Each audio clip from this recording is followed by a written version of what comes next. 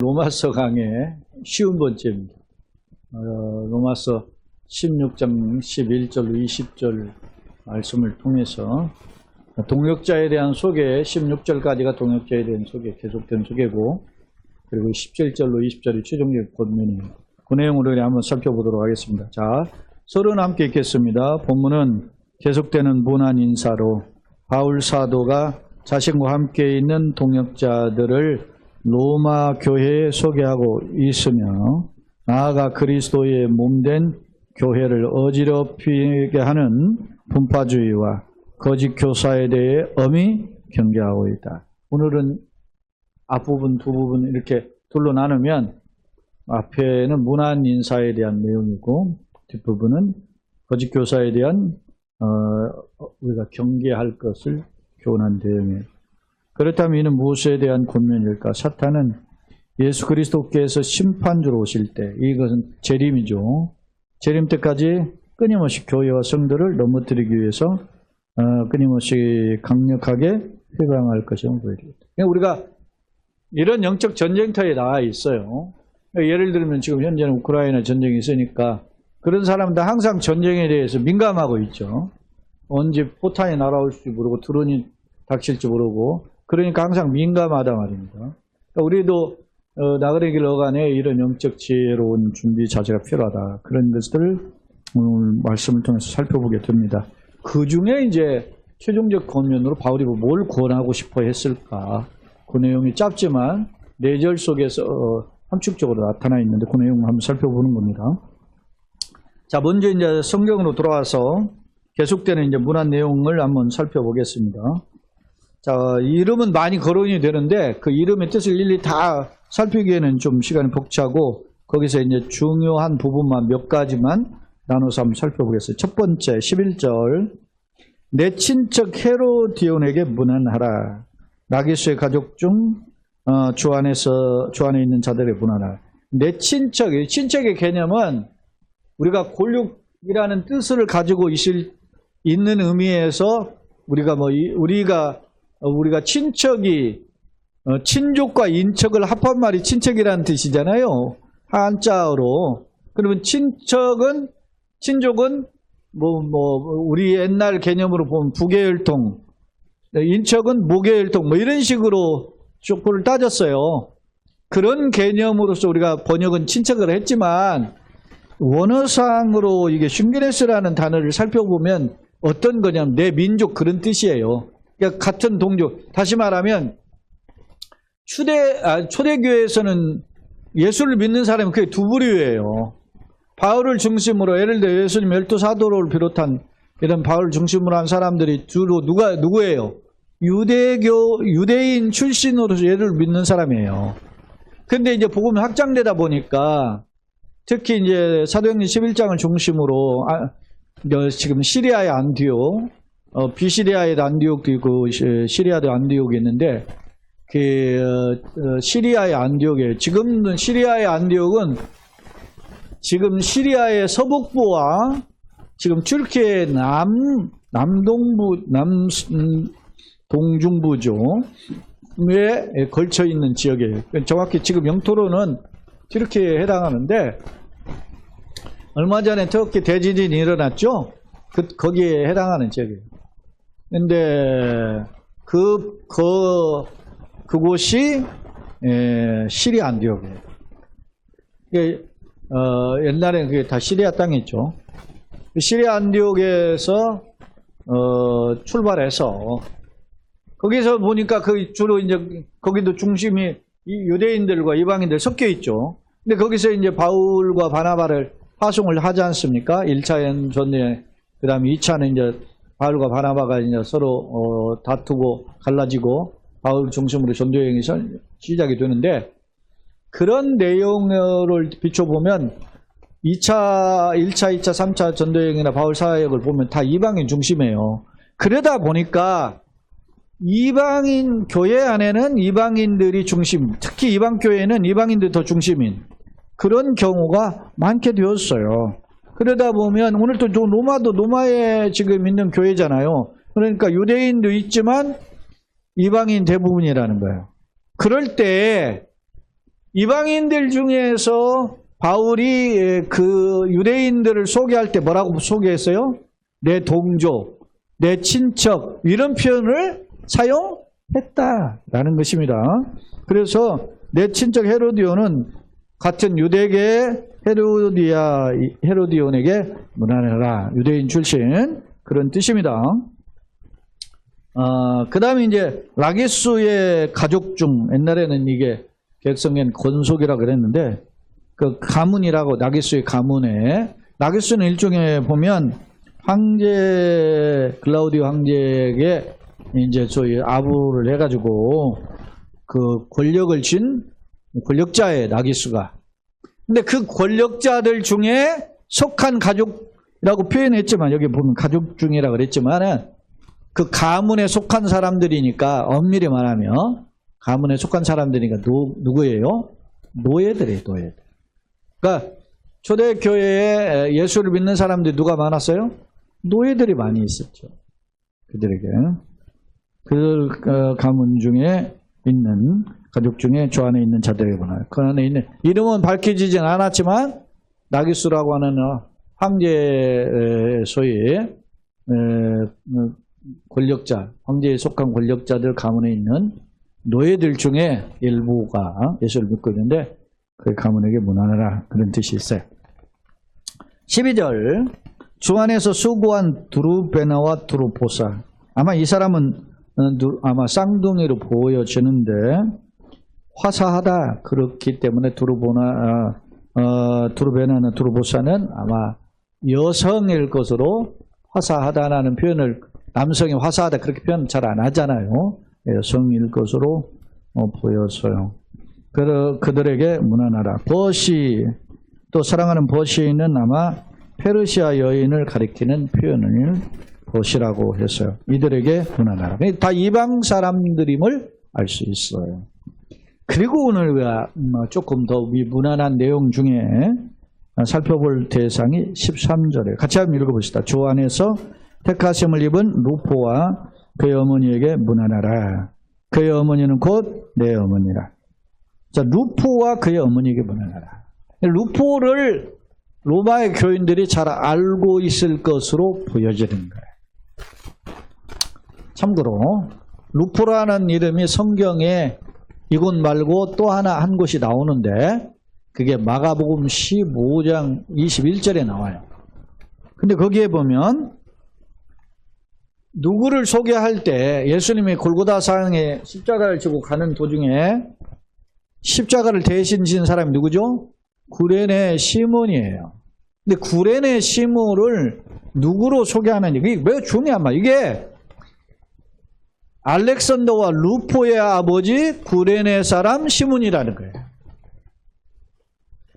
구레네는 당시 지금 이집트 서부에 있는 지역이지만은 당시는 이 구레네는 그 이스라엘에 흩어져 있는 그 소위 디아스포라 사람들 유대인으로서 흩어져 가지고 해외에 머물고 있는 도시들을 몇을 들 수 있는데 대표적인 도시가 알렉산드리아. 그게 이제 소위 북아프리카에 있었어요. 이집트의 변방이라고 할 수 있는 그런 게 있었고, 그 다음에 여기 뭐 대표적인 게 시리아의 안디옥이라든지 이런 곳에서는 이스라엘이면서도 해외 교포로 사는 머무는 사람들이 있었는데 그런 교포였다. 이게 구레네 시몬은. 그러니까 리비아 이게 구레네는 아마 리비아야 지금의 리비아에 해당한다, 트리폴리에 해당한다, 뭐 이렇게 해석하기도 하거든요. 그러니까 어찌됐든 해외 교포 출신이었던 구레네 시몬이 이제 이스라엘 사람으로는 해외에서 살지만 고국 방문을 하고 싶어 하고 특히 명절 때 언제 6월절이라든지 장막절이라든지 맥주절에 이렇게 가보서 예루살렘 성전에서 제사를 드리고자 하는 것이 평생 소원이 이스라엘에. 이 사람이 6월절에 맞춰가지고 지금 온 거예요. 예루살렘에 왔다가 예수님이 지금 뭐합니까? 골고다 지금 채찍 맞으면 그건 지금 끌려가는 거예요. 골고다 십자가 지러 지금 그걸 구경하러 갔다가 구레네 시몬이 얼떨결에 그것을 대신 짊어지게 된 거죠. 그러니까 구레네 시몬이 예수를 믿은 것이 아니죠. 그런데 그렇게 예수님이 십자가를 소위 말하면 속된 말로 대신 수많은 사람 중에 하나 거기에 끌려가지고 졌으니 재수 온 붙은 거 아닙니까? 그 당시에 보면 왜? 나무에 달린 자마다 저주받은 죽음이라. 예수님 어디에 달려 죽었어요? 나무에 달려 죽었단 말이에요. 근데 그 나무의 죽음의 형태를 대신 졌으니 얼마나 창피한 일이에요. 근데 이 사람이 그걸 대신 졌다가 나중에 보면 알렉산더나 루포라고 하는 이 두 아들이 특히 오늘 로마서 16장에는 알렉산더 이름은 안 보이는데 루포의 경우는 로마 교회의 일원으로서 영향력이 있는 사람이었음을 알 수 있다는 거예요. 어떻게 다 이렇게 됐느냐. 예수님이 십자가를 대신 져서 내가 온빵 재수없겠다 생각했던 사람일 수밖에 없는 이 구레네 시몬의 두 아들과 그의 아내가 예수를 믿고 초대교회의 지도자 그룹이 되었다는 거예요. 바울이 뭐라고 그래요? 그의 어머니는 뭐라고? 나의 어머니라고 하잖아요. 내 어머니라고. 그러면 마가복음에 기록된 누포하고 이 로마서하고 어떤 공감대를 형성할 수 있는가? 사복음 중에 마태, 마가, 누가, 요한복음이 사복음이죠. 근데 마태, 마가, 누가복음을 공감복음이라고 하고 요한복음은 그냥 사복음이라고 해요. 마태, 마가, 누가, 요한 이 사복음 중에 제일 먼저 기록된 복음서가 마가복음이에요. 네? 근데 그때 이 복음서는 바울의 서신서보다 뒤늦게 기록되어 있어요. 이 신약 성경을 기록된 이 순서 연대들을 보면 복음서는 바울의 서신서보다 뒤늦게. 근데 그 중에 제일 먼저 기록된 게 마가복음인데 마가복음이 기록될 당시 그 상황들이 뭐였냐면 로마에 있는 교인들이 핍박을 많이 당했어요. 그래가지고 막 힘들어한 거야. 내가 예수를 믿어야 되나 말아야 되나 이런 갈등하는 그런 상황이 있었던 거야. 특히 네로의 거센 핍박으로 아직 네로의 그 뭡니까 로마에 불을 지르고 화재나 사건이고 막 기독교는 핍박하는 일은 아직 벌어지진 않았는데 그 직전에 네로의 핍박이 심했다고. 이게 그때가 피크일 뿐이지. 그럴 때 사람들이 로마에 있는 기독교인들이 정말 예수를 믿어야 되냐 말아야 되냐 갈등을 하게 되는데 그때 쓴 예수는 누구신가? 예수님을 제대로 믿어야 된다라는 예수가 누군가를 이야기한 사람이 누구라고요? 마가예요. 마가는 사도가 아니잖아 사실은. 사도행전 13,14장에 보면은 마가는 말이죠. 전도여행하다가 중간에 힘들다고 도망간 놈이야. 마가복음의 저자가 마가가. 근데 이 사람이 바뀐 거죠. 마가는 바나바의 조카이기도 해요. 그러니까 우리가 처음에 저 사람 예수 잘 돼도 안 믿는다고 뭐라 할 것도 없고 저 사람 잘 믿는다 뭐 대단하다고 생각할 것도 없어요. 그 사람이 정말로 마지막까지 마라톤 레이스를 잘 하느냐 이게 중요해요. 응? 근데 이게 마가는 변화돼서 나중에 바울도 참 웃기는 일이 바나바하고 아까 2차 전도여행을 떠날 때 바나바하고 바울이 싸우고 같이 안 떠났다니까요. 누구 때문에? 마가 때문에 싸웠어요. 왜? 바나바는 아무리 잘못했어도 1차 전도여행 중간에 도중하차 했던 마가를 데리고 가자고 하고 조카기도 하니까 바나바는 나는 성경의 위대한 제자들도 위대하지만 위대한 인물을 들려면 나는 바나바를 들어요. 왜냐?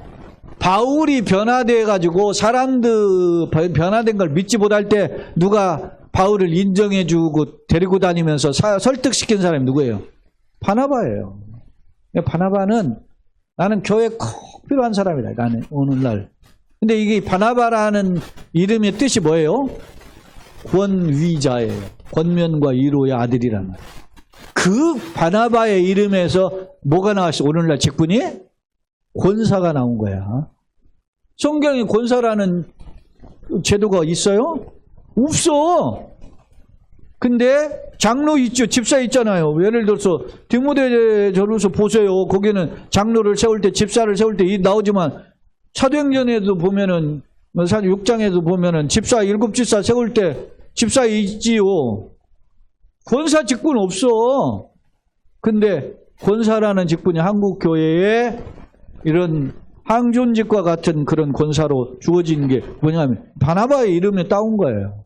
자, 이해가 확대됐는데 마가가 이렇게 핍박당하는 로마의 교인들한테 편지를 쓸 때 예수는 누구신가를 증거한 내용이 뭐라고? 마가복음인데 마가복음에는 누가 있다는 거예요? 구레네 시몬의 아들 알렉산더와 루포가 다시 말하면 그 핍박당하는 로마의 사람들이 알고 있는 사람이 누구라는 거야? 알렉산더 루포를 알고 있다니까요. 그런 사람에게 지금 바울이 시간이 조금 지금 마가하고 조금 다르지만 바울이 지금 3차 전도행 끝나고 이 로마서를 썼기 때문에 아마 마가복음이 쓰기 직전 아마 이름하고 비슷할 것 같아. 제가 보기에는. 그 타이밍에 이 루포가 이 로마의 교회에 인정받는 일꾼이었다. 그리고 그의 어머니가 인정받는 일꾼이었다. 이렇게 서로 연결해서 해석해 볼 수 있어요. 근데 어떻게 됐다? 그의 어머니는 나의 어머니다. 멋있잖아요. 응? 억지로 끌려가 그 잘못에 구경하러 왔다가 예수님 십자가 대신 졌다가 온팡 재수 온 붙었는데 그런 구레네 시몬의 가문이 예수 구원의 가정이 되었다. 그리고 초대교회에 인정받는 일꾼이 되었다. 할렐루야. 너무 중요한 겁니다. 저는 이 내용을 마가복음과 연결해서 13절을 좀 13절 설명했어요. 그 다음에 이제 14절 아순그리스도 블레곤과 허메 바드로바 허마 및 그들과 함께 있는 형제들, 그 다음에 빌롤로고 율리아 또 네레오 그의 자매와 올룸바, 이런 사람들은 이름은 거론되어 있는데 이 사람들이 정확히 누구인가의 정보가 부족해요. 그래서 제가 교재에도 적어놨어요. 14절은 칭찬 설명이 없는 형제, 14절로 16절은 칭찬의 내용이 구체적으로 설명이 없는 형제들, 이런 걸 거론하면서 입맞춤으로 인사할 것을 이야기하고 있는데, 그 중에 예를 들어 14절은 칭찬과 설명이 있는 형제들이고 15절은 황제 가문의 노예들로 추정되는 성도들이고 16절은 형제, 거룩한 형제애로, 형제 사랑으로 인사라는 권면이 담겨져 있다라는. 그러니까 바울이 성격적으로 보면 상당히 디테일한 부분을 가진 목회자인 걸 내가 볼 수 있어요. 세밀하다. 우리로 말하면 디테일하다고 표현했지만 우리로 오늘날 말하면 어떻게 해요? 섬세하다라는 건 뭐가 많다는 거예요? 잔소리가 많다. 잔소리가. 그러니까 교인들 한 사람 한 사람 이름을 부르면서 그들을 좀 기억해주고 문안해주고 세밀하게 해주고, 그것을 바울이 소개하고, 나는 바울이 참 아름다. 바울이 굉장히 강직한 목회자인데 이런 세밀한 부분이 있는 지도자였다라는 점을 엿볼 수 있어요. 자, 성경 다시 16절 와서 너희가 어떻게 거룩하게 입맞춤으로 손을. 그러니까 초대교회는 남성은 남성, 여성은 여성끼리 입맞춤을 했어요. 그 일종이 뭐냐면 사랑의 표현으로 이런 그 입맞춤을 했어요. 오늘날로 말하면 뭐 허깅과 같이 그런. 요즘도 서양에서는 뭐 이렇게 무슨 무슨 아카데미 시상식 뭐 이런 거 보면은 막 같이 이렇게 잠깐 하고 하잖아요. 터치를 하잖아요. 그런 게 이게 거룩한 입맞춤과 같은 행위. 그리스도의 모든 교회가 다 너에게 원하나. 다 예수 안에서는 한 가족임을 알 수 있어요. 그 다음에 이제 17절로 20절 또 다른 단락인데, 앞선 이제 1절로 16절이 문안 인사에 대한 권면이었다면, 이제는 17절로 20절은 최종적인 권면이에요. 어떤 권면일까? 한번 봅시다. 17절. 형제들아, 내가 너희를 뭐 하더니? 권면한다는 거예요. 권하노니 너희가 배운 교훈, 너희가 배운 교훈이 뭐예요? 복음이죠, 복음. 예수 복음이에요. 복음을 거슬러 분쟁을 일으키거나 거치게 하는 자들을 뭐요? 살피고 그들에게서 떠나라. 두 가지 명령이에요. 살펴라, 떠나라. 그러니까 우리 안에 교회를 어지럽히는 분쟁을 일으키고 복음을 회방하는 자들을 누가 있는가를 살피고 떠나야 된다. 그게. 그러면서 이 같은 자들은 어떤 자? 분쟁을 일으키는 자, 복음에 거치는 자들은 우리 주 그리스도를 섬기지 아니하고 다만 뭐요? 자기들의 배만 섬겨. 그러니까 개인적인 욕심, 배는 육체를 가리켜요. 자기 육체적 욕심만 챙기는 놈들이니 그들은 그걸 위해서 뭘 해요? 교활한 말과 아첨하는 말로 순진한 자들의 마음 뭐라고? 미혹하래. 미혹을 하게 되고 미혹에 빠질 것이라는 뜻이에요. 오늘날도 똑같아요. 저놈이 교활한 놈인데 그냥 립서비스하고 사탕 발림하면 잘 넘어가. 국민들도 나는 그래. 목회자들한테 잘 속아. 내가 같이 동역해보니까 그렇더라고. 내가 서대문 동산교회에 같이 분목사로 있었는데 교인들 숟가락까지 알아요. 근데 제가 참 한 목회자를 디스하는 것처럼 보여서 참 조심스러운데, 돌아가신 그때 담임 목사님이 40일 금식하시다가 32일째 쓰러지고 35일째 돌아가셨다 제가 예전에도 한번 이야기했죠. 근데 그 목사님은 제가 만난 목회자 중에 굉장한 인격자야. 그 황영복 목사님. 대단히. 왜냐하면 목회하다가 중3 막내딸을 자기가 그 교회 사역을 하다가 막내딸이 폐렴으로 죽었어요. 그 교회에서. 그런데도 그것을 자기 가슴에 묻고 목회를 한 뭐냐. 슬픈 일이죠. 얼마나 마음에 가슴 맺혔겠어요. 근데 이분이 원칙이 뭐였냐면 교구를 돌아다니면 교구 목사가 셋이 딱 있었는데 제가 막내 목사였어요. 1년 단위로 교구를 돌려요. 근데 교구가 한 교구에 350명씩 제가 교구를 맡았을 때 한 350명씩 교인들이 있었는데 목사님이 부교육자들이 1년 사역을 하고 다른 1교구는 2교구로 가고 2교구는 3교구로 가고 이렇게 보냈다고. 근데 내가 저 선배 목사들 2명 중에 1명 교구를 계속 뒤쫓아서 3년 동안 희한해. 그랬더니 가보니까 뭐라고 하냐. 제가 강도사였다 이제 부목사된 목사님이 부목사님들 신방에 2년 만에 처음 오셨습니다. 어떤 분 3년 만에 처음 오셨어. 이래. 신방을 안 한 거야. 왜? 누구만 해? 장로, 권사 이런 사람들 교회 실력자들만 간 거야. 그리고 그 중에 이제 강로님, 권사님들 아프잖아. 병원 입원했어. 그러면 자기 교구가 아닌데도 가. 수인은. 담임 목사님 넌 그냥 신경 쓰지 말고 자기 교구만 신경 쓰라 하는데도. 교인들 숟가락까지 한다니 그 목사님이. 그렇게 잘 하면서 그냥 아주 막 간슬게 뺄줄 것처럼 잘해. 그래서 저도 저 목사님처럼 교인들을 잘 이렇게 좀 알고 잘해야겠다. 그 도전받은 것도 있어요. 근데 제가 왜 잘해봅시다 하더니 어디 뭐 이렇게 청병을 받아서 그만 가버리더라고. 그러더니 또 금방 또 어디 청병 받아서 갔어요. 대방동의 유명한 교회로 갔어요. 근데 지금 이제 아마 올해인가 아마 은퇴해요.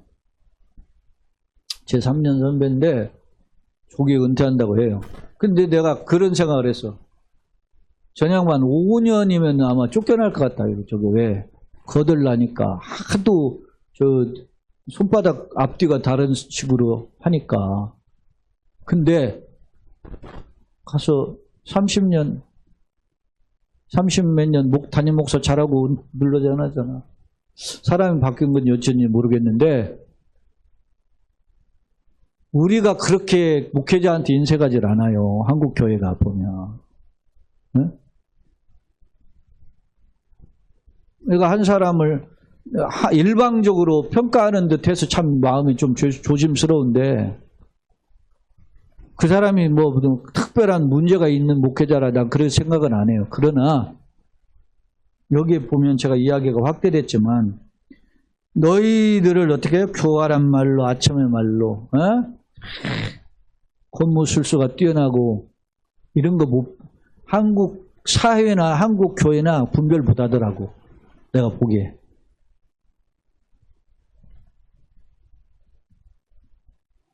나는 목회자가 된다라든 기독교인이 되는 삶은 뭐요? 자기가 좀 손해봐야 돼. 어느 공동체에 가도 자기에게는 자기가 좀 손해보고 살아야 돼. 그게 내 인생의 철학이고 나는 내 인생의 철학이 성경에서 왔다고 생각해. 성경이 끌려. 우리가 본받을 모델은 예수님이에요. 예수님이 하도 유명하니까 쫓아가잖아요. 에? 그랬더니 예수님이 어디 계십니까? 그러니까 와보라. Come and see. 와보라. 가보니까 머리 들 곳도 잠잘 곳도 없는 거야. 예수님 제자 되겠다니까 와서 쳐다보고 그 다음에 결정해 그랬잖아요. 네가 이런 각오 되어 있어? 이런 말이죠. 예수님 따라다니면 영광 받으시고 능력 받을 줄 알고 생각했는데 오히려 가보니까 고생바가지네. 이 말은 좀 확대됐지만 보세요. 자기 배만 섬기는 사람하고 예수 믿었는데 내가 예를 들어서 어느 교회 갔는데 떼부자 가졌다 하는 거하고 다른 이야기잖아요. 자기 배만 섬기는 사람들은 그런 거 아니에요? 그럼 오늘 어떻게 그 사람들을 어떻게 본문의 말씀에 떠나라 그러잖아요. 살피고 떠나라. 이 같은 자들은 우리 주 예수 그리스도를 섬기지 아니하고 다만 자기들의 병을 섬기는 교활한 말과 아첨을 하는 말로 순전한 자들의 마음을 미혹한다. 예수 믿는 척하면서 아닌 자들이 있다. 진리를 왜곡하는 자들. 19절 너희의 순종한 모든 사람에게 들리는지라 그러므로 내가 너희로 말미암아 기뻐하노니 너희의 선한 데 너희가 선한 데 지혜롭고 악한 데 미련하기를 원한다. 응? 손해봐도 이렇게 살아라. 그러면서 평강의 하나님이 속히 사탄을 너희 발 아래서 그러면 우리가 항상 손해보면 손해냐? 아니라는 거예요. 하나님 심판주이신 주님이 사탄을 너희 발 아래서 발 아래라는 말은 우리 발밑에 굴복하게 하실 것이라는 거죠. 상하게 하시리라. 그리고 주 예수 그리스도의 은혜가 너희에게 함께 있기를 원한다. 이런 축복의 기도문까지 함께 있어요. 자, 교재를 정리해 보겠습니다. 두 번째 화면입니다. 11절로 13절 유대 동족의 소개, 주 안에서 헌신한 일꾼들을 소개했다. 특히 루포의 가정과 그의 어머니를 소개한 내용이 있어요. 루포는 마가복음 15장 21절에 근거하면 구레네 시몬의 아들이라 이렇게 에리스라든지 메이어라든지 또 렌치키 조석 이런 데에 소개되어 있어요. 그의 어머니는 나의 어머니다. 소위 모성애적 돌봄을 받았다. 그런 의미를 표현하고 있어요. 그러니 너희들도 어머니를 좀 돌봐드리라 이렇게 표현하고 있죠. 그리고 이제 14절, 16절은 칭찬과 설명이 없는 형제들이지만 이름이 자체만 기록된 것으로도 최고의 영광이다 라는 걸 알 수 있어요. 그리고 이제 17절로 18절, 19절, 20절인데 특히 17, 18절의 권면 내용을 보면 교회 내 분쟁을 일으키는 자들을 엄히 경계했는데 특히 뭐라고 이야기했어요? 그들은 내용들을 살피고 떠나라. 그렇게 이야기하고 있어요. 당시 복음의 교훈을 거슬러 분쟁을 일삼는 사람들의 특징이 뭐냐면 유대교적 열심문자 또 이 유대교와 율법의 혼합주의인데 그들을 떠나라, 단번에 돌아서라 단호한 태도를 강조한 표현임을 알 수 있고, 마지막 이제 19절 20절은 선한데 지혜롭고 특히 하나님의 약속, 뭐죠? 하나님의 속히 사탄을 너희 발 앞에 상하게 하실 것이다 라고 하는 최후 승리에 대한 약속을 권하고 있음을 알 수 있습니다. 자, 오늘 말씀을 정리해 보면 세 번째 화면입니다. 동역자의 소개와 최종적인 권면, 이렇게 둘로 나눌 수 있는데 11절로 16절 거룩하게 입맞춤, 초대교회의 인사법이죠. 루프와 그의 가정을 소개하며 특히 그의 어머니를 나의 어머니라고 표현했죠. 특별한 칭찬과 설명이 없는 성도들의 이름과 교회에 소개하는 내용이 담겨져 있어요. 그 다음에 이제 17절로 20절은 분파주의를 경계했죠. 복음을 탐욕의 수단으로 여기고 배운 교훈을 거슬러 그리스도의 몸된 교회를 분열시키려고 하는 그런 세력들을 엄히 경계했다. 거짓 교사의 특징이 뭐죠? 진리를 왜곡하죠. 분쟁을 일으키죠. 실족하게 하죠. 그 다음에 예수를 주로 섬기지 않고 자기들을 배만 섬기는, 육체적 욕심만 섬기는 자들입니다. 교활가점으로 미혹하는 그런 특징이 있는 게 거짓 교사의 특징이에요. 그러면 거짓 교사의 최후는 뭐죠? 십자가의 원수로 파멸이고 주께서 그를 심판하셔요. 속히 이제 발 아래 상하게 하시는 거죠. 교훈입니다. 성도, 교회죠. 성도는 영적 분별력을 갖고 거짓 교사를 대처하며 승리를 소망해야 된다. 결론입니다. 앞서 로마 성도들에게 인사하며 그리스도 안에서 행하는 아름다운 신앙의 모습을 소개했던 바울은 본문에서 최종적인 교훈을 하고 있음을 살펴볼 수 있다. 그런데 소개된 인물 중 루포의 가정을 주목해야 한다. 루포는 마가복음 15장 21절에 근거하며 구레네 시몬의 아들로 해석되는데, 마가는 핍박받는 로마 기독교인을 대상으로 기록한 거 보면 마가에 기록된 루포나 로마서에 기록된 루포가 동일 인물이라는 것이 분명하다. 그런 것이 학자들의 해석이에요. 당시 루포의 어머니는 믿음의 가정으로 성숙해 있음을 엿볼 수 있다. 즉 십자가를 대신 짐이 결코 헛되지 않았다. 억지로 졌지만 그러나 은혜의 가정이 되었다. 그런 뜻이에요. 되었음을 보여준다. 자, 한편 바울은 교회를 넘어뜨리려는 사탄의 계획을 분별하고 미혹에서 벗어나 성숙함 물론 교회가 하나 되기를 권면하고 있다. 이는 영적 전쟁 중에서 영적 전쟁 중에 있는 성도와 교회가 어떤 자세를 취해야 하는지에 대한 방향성을 제시하고 있죠. 나는 어떤가? 예수님의 십자가를 바라보며 영적 분별력을 가진 자로서 또 지혜롭고 또 승리하는 그런 성도와 가정이 되시기를 예수님의 이름으로 축원합니다. 아멘.